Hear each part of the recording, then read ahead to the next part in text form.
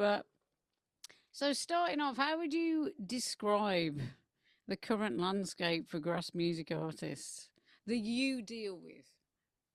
What's it like in I think I would comparison describe, to like yeah, I when you think I would started? describe it as increasingly difficult. And the reason I say that, and I don't want to reference Joe too much because, but that's my kind of reference points. And I would say that when we started, albeit from scratch, say probably 2011, really. So what's that, 13, 14 years ago? Mm, It wasn't easy, right? It definitely wasn't easy, but it was easier. And the reason I say that is because across almost every single part of the landscape, people would buy more physical merch for a start. So you had an income stream that you has diminished hugely now through physical sales.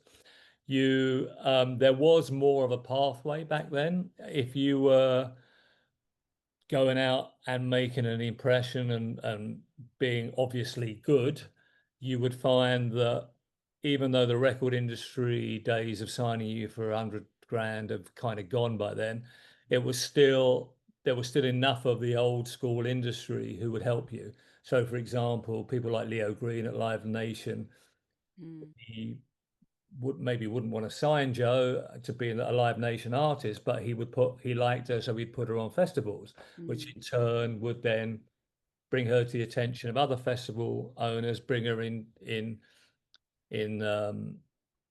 invisible to European festivals.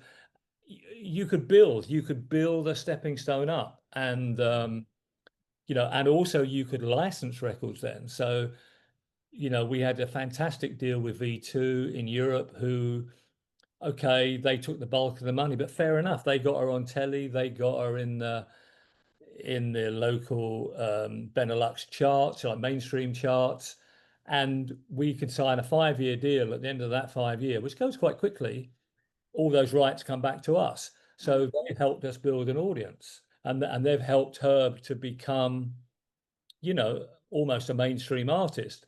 And if you're smart enough and cute enough to understand how that all works. And my brother was an A&R guy in the 90s, so I kind of understood the record company perspective. They're not ripping you off. They're kind of like, you can either in life, you get things happen. You can either see the opportunities in that, or you can see the downside. yeah. And you need to see the downside, but you also need to look at a bigger picture. And there's a lot of opportunities. Anyway, my point is, all of those things I've mentioned, there are lots of other things as well that I could mention, are no longer really available, or Mm, certainly not in the way they were then. mm, So, plus you've got an absolute saturation of people some of whom can play and sing about as well as I can, which is, trust me, not great.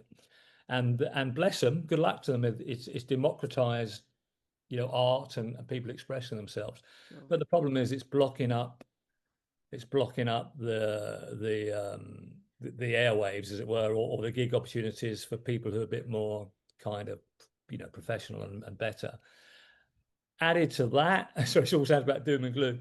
We're almost got into a kind of McDonald's culture with music generally. I mean, you compare. I mean, I'm a lot older than you, but I grew up the Beatles and Jimi Hendrix and prog rock and uh, Mm, Led Zeppelin, all these vast kind of brilliant, um, clever, exciting, innovative music. And now you listen to Radio 1 and Radio 2. Well, I could write those songs. They're nursery rhymes to the same four chords. So music has become less of a important thing to a lot of people.